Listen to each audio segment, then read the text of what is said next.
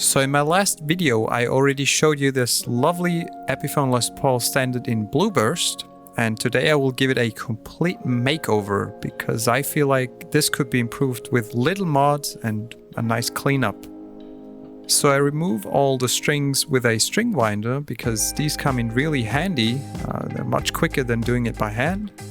I take out all of the strings of the tailpiece and tie a knot because I don't want these rusted strings to hurt anyone. Remove the bridge, which is corroded and will need some polishing. Then I'll remove the pickguard. And underneath the pickguard you can actually see that this is a different color. This is because the UV light from exposing it to sunlight changes the finish over the years. After removing the input jack plate, I noticed that the toggle switch plate had been glued on and I needed to use a hairdryer to get this undone.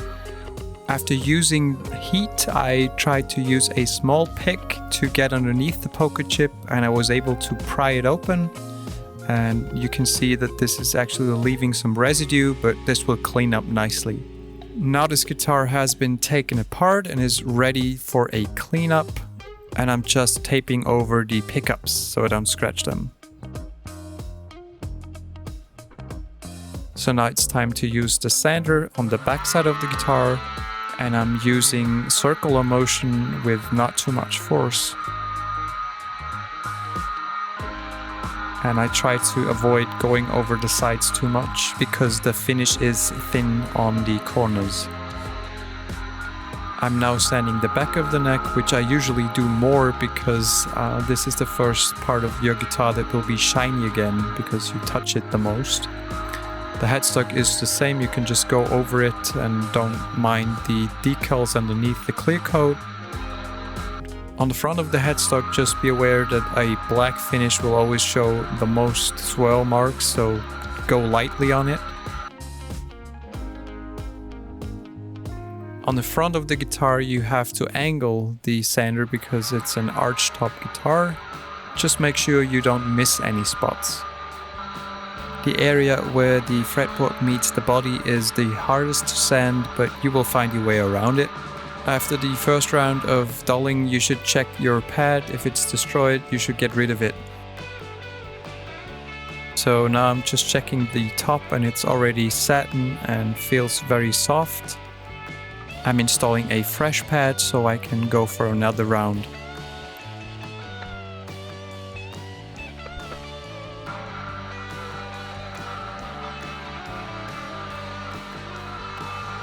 Try to use the sander as much as possible. You will still have some spots where you need to manually sand it, but the more areas you hit with the sander, the better it will look afterwards.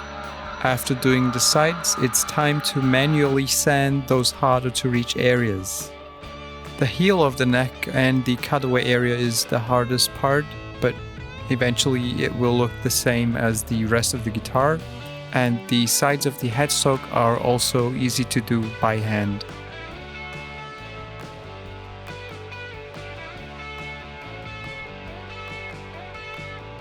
It's now time to inspect your guitar after a wipe down and see if there are any spots that you've missed. But it's looking great so far and it's time to move to the next step.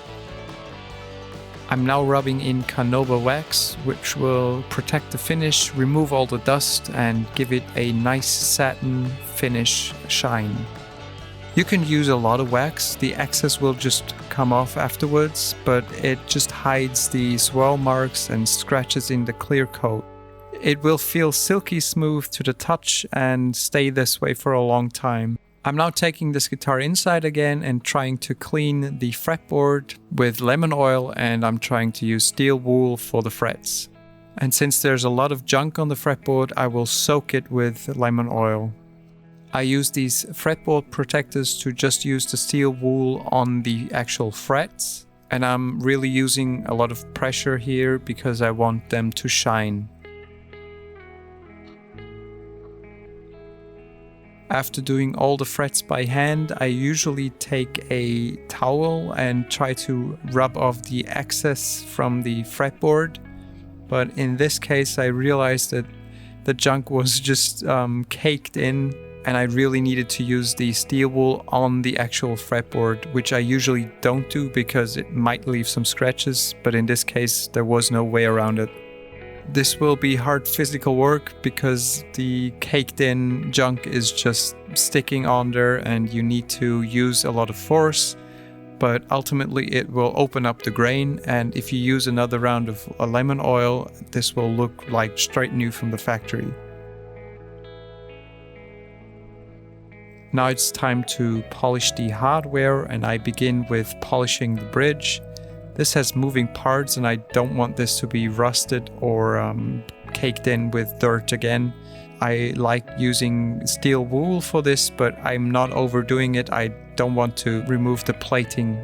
I also cleaned up the bridge posts and the tailpiece posts and installed them directly into the body.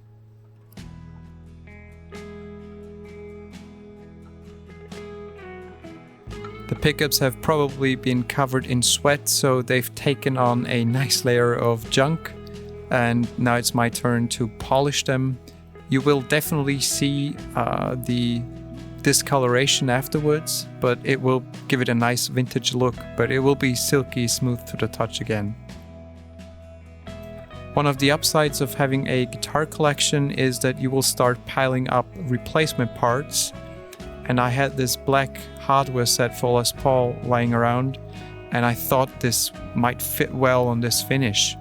So I decided to black out all the plastic parts on this guitar, and I went for black pickup rings, a black toggle switch, and after replacing the original input jack and resoldering it, I installed a black input jack plate as well.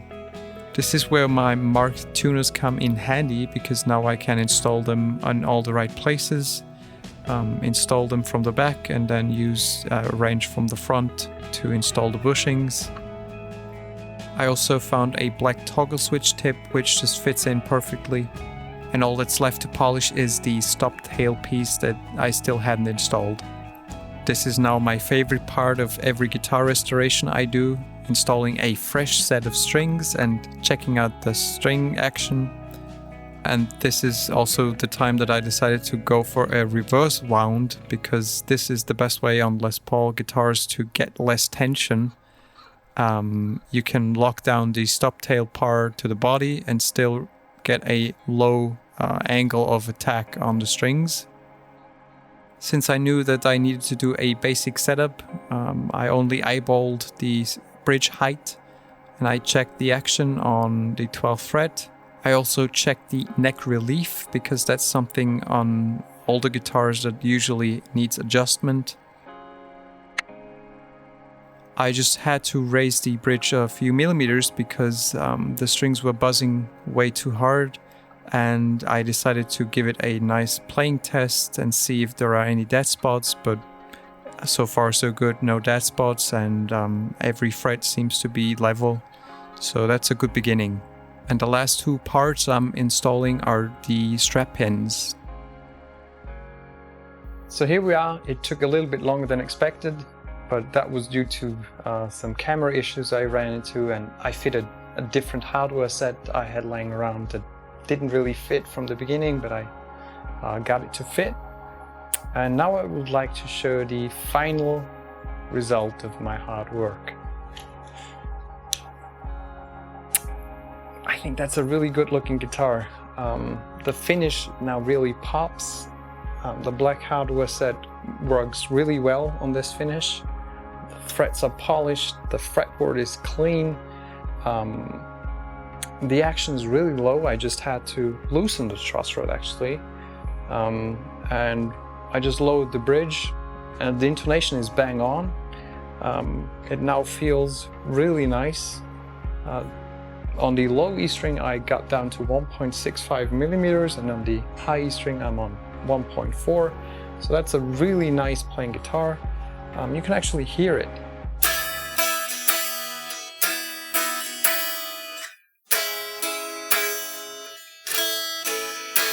So it's a really great playing guitar. I'm happy with the outcome, and if you have any questions, feel free to write me. I'll try to answer as soon as possible. Thank you for watching this really long video. Thank you.